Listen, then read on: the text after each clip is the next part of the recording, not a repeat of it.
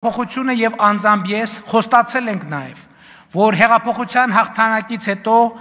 Հայաստանում վենդետաներ չեն լինելու, որ Հայաստանը լինելու է օրենքի եւ իրավունքի գերակայության երկիր։ Ուրեմն ինչպես ենք համատեղելու այդ թվում է իրար հակասող օրակարգերը։ Իրականում օրակարգերը իրար չեն հակասում եւ մենք հենց այդ օրակարգերի իրակցմամբ ենք զբաղված եղել եւ շարունակում ենք դրանով զբաղվել, այն է բացառել վենդետաները, վերադարձնել թալանվածը, պատժել հանցագործներին եւ Հայաստանի Հանրապետությունը չդարձնել բեսպրեդելի սև խորշ աշխարհի քարտեզի վրա, այլ ընդհակառակը օրենքի գերակայությունը դարձնել անշրջելի եւ ինստիտուցիոնալ։ Սա հարցի իրավաքաղաքական եւ բարոյական կողմն է, բայց կա նաեւ գործնական կողմը։ Խնդիրն այն է, որ ինչպես ասել եմ բազմիցս, թալանվածը պահեստավորված չէ մի կոնկրետ հասցեում, որ գնաս բարձես բեռնատարները եւ վերադարձնես։ Թալանվածը տեղաբաշխված է տարբեր տեղերում, տարբեր ձևերով։ Երբեմն դա Հայաստանում է, երբեմն արտերկրում, երբեմն մեզ հայտնի անձանց անունով է, երբեմն մեզ լրիվ անծանոթ դրածո անձանց անունով, երբեմն անշարժ գույք է, երբեմն գումար,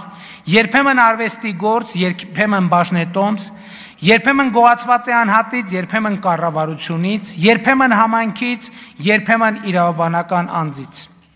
Երբեմն օտարված է երրորդ անձի, որը բարեխիղճ ձեռքբերող է եւ կապ չունի թալանի եւ կոռուպցիոն սխեմաների հետ, շուկայում տեսել է իրեն հետաքրքրող ապրանք եւ օրինական կերպով պարզապես գնել։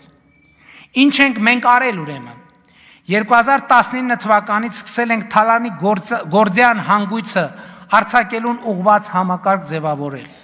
Այդ գործը արել ենք հետևողական ու սկզբունքորեն։ Այդ գործը հետևողականորեն շարունակել ենք COVID-ի համավարակի, պատերազմի, ետպատերազմյան ճգնաժամի, տարածաշրջանային էսկալացիաների, համակարգային թալանի դիրքերից հանդես եկող քաղաքական ուժերի դիմադրության, աշխարհակարգի փլուզման, Հայաստանի ժողովրդավարական իմիջը միջազգայինորեն պահպանելու կենսական անհրաժեշտության պայմաններում, զուգահեռ տնտեսությունը աճեցնելով աննախադեպ չափերով 43.5%-ով։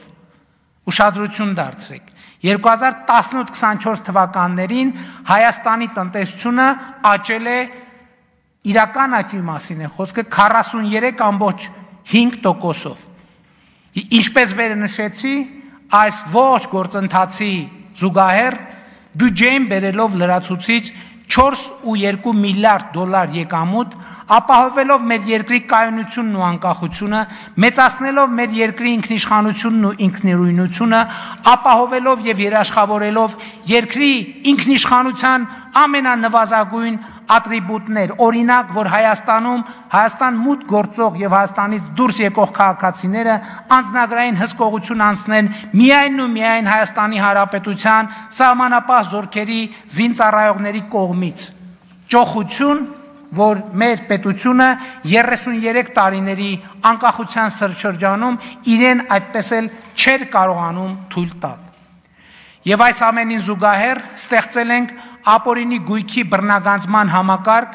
դատախազության կողմից համայնքային շահերի պաշտպանության համակարգ, այս համակարգերը այլևս Հայաստանի Հանրապետության իրավակարգի անբաժանելի մաս են, որպես ինստիտուտ, որը գողացված գույքերի վերադարձի գործընթացը դուրս է դնում